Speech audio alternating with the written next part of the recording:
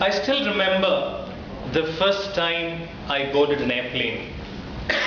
It was in 1990, I think, a long time back when I was 7 years old. I was flying from Cochin to Bombay.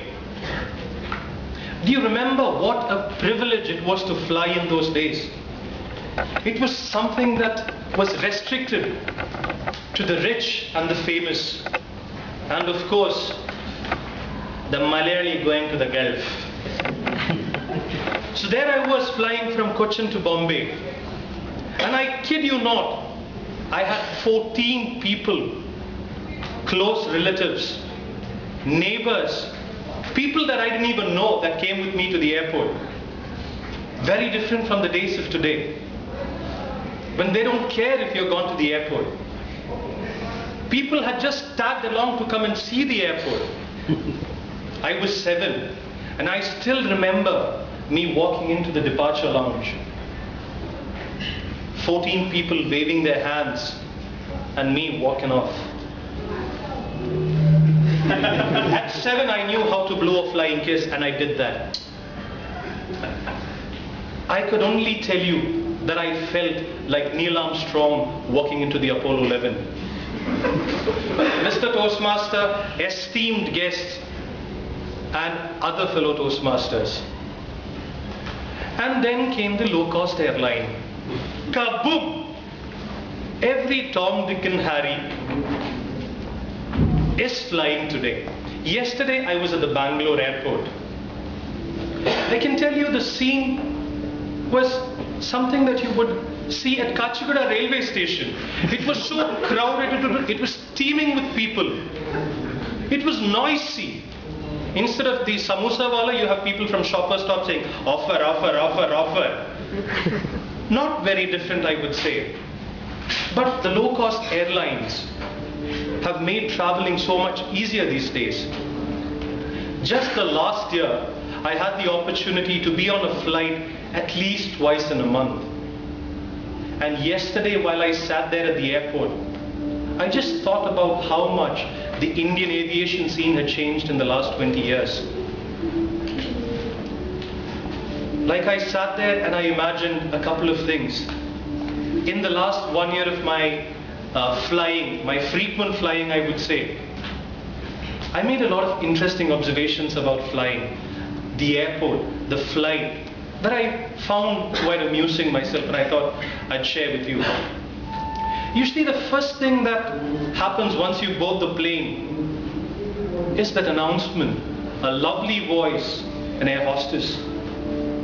Welcome to Indigo flight 6E152 from Bangalore to Hyderabad. For the safety of yourself and your co-passengers, please pay attention to the safety demonstration done by the cabin attendant. And yesterday I managed to flick this. They show you a card like this and immediately go on to explain how to buckle a seatbelt. Now I'm sure a lot of people already drive, and fastening a seatbelt is not the toughest thing to do. But they show it to you on this card. But what comes next is what completely cracks me up. From buckling the seatbelt, they go on to tell you what to do in case of an emergency landing. Buckle a seatbelt, and then they talk about emergency landing. And this is the announcement. We have 4 emergency exits in this aircraft, 2 at the front and 2 at the rear of the aircraft. In case we have to make an emergency landing, please put on your life jacket, which is stored away in a seat under you, and proceed calmly towards the closest emergency exit. That cracks me up. What they don't perhaps tell you is that it's not the captain's hobby to land in an emergency. It is only when the plane is going down, spiraling down at perhaps 900 kilometers per hour, uncontrollably, that you are expected to do all this calmly. I always smile when I hear this. Well, but finally we've taken off. We are up in the air. The captain has given us permission by turning off the fasten your seatbelt sign, which means I can now recline and relax and go to sleep. But we have a surprise there. Your biggest enemy in the sky. Don't worry, it's not the terrorist. They are very mild, I say, compared to this enemy in the sky. I say it's the baby on board. I have always been unfortunate. I am sorry about all those people that are holding on to their kids. I have always been so unfortunate to have a mother with a baby that's less than 3 years, about 2 seats in front or 2 seats behind me. And the minute the flight takes off, well, the baby's just had an 8-hour nap and it's finding it a little uncomfortable. Of course, we feel that too. With the ears popping, you think of the exercise that your doctor friend told you about opening the ears once they pop. And you do these exercises with 100 other people in the plane doing this with you. After this is done and you think you're going to sleep, the baby goes. And I tell you, just like a bloody nuclear fission, this is a chain reaction. One alpha, the baby in the first seat starts crying. The baby in 3/4. And before you know it, you have 1, 3, 5, 7, 9, 11. All the way the front and the back is like kindergarten. Well, half an hour and the babies are like, okay, we've harassed these fellows enough. Maybe we'll sleep for a while. And before you know that, just like in a typical train, you have pretty looking air hostesses coming up with coffee, chips, chips. The first time I got into a low-cost airline, I was completely astonished when I saw this. But anyway, that is past 2. I managed to get about 5 to 10 minutes of sleep and then we land. There's so much that's funny about the airport. When you check in fact, is something that I find absolutely funny. Right from the time you collect your boarding pass till the time you're actually in that flight, you have this blaring noise in your ears that says, whatever happens, do not carry deodorants, nail clippers, scissors or knives into the aircraft. Somehow, I think they failed to mention bombs and guns.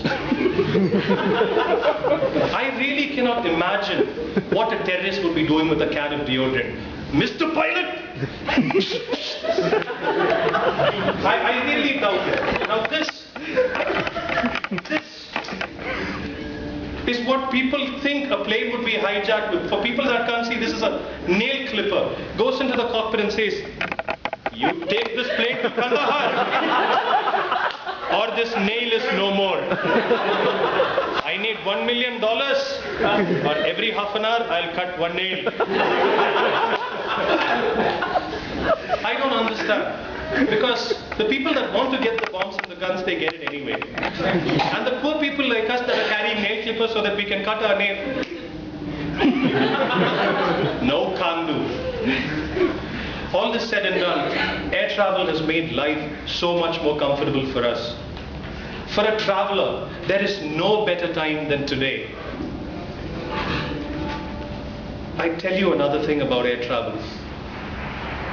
It is because of these low-cost airlines that we have amongst us today Zero Ego personified, our humble leader, Toastmaster Mario Rosario, who was in Pune earlier. Earlier this morning he was in Pune, and by the miracle of low-cost flying, he is in Hyderabad. Well, I'd say air travel is so much fun. It has cut the distances. Distance is no more a barrier. People that love traveling are roaming around the world. But still, there are so many things that remain funny. Weapons of mass destruction still get on planes. But still, it's so much fun. So let me tell you this, people. Pack your bags. and get up in the air. Mr. Toastmaster.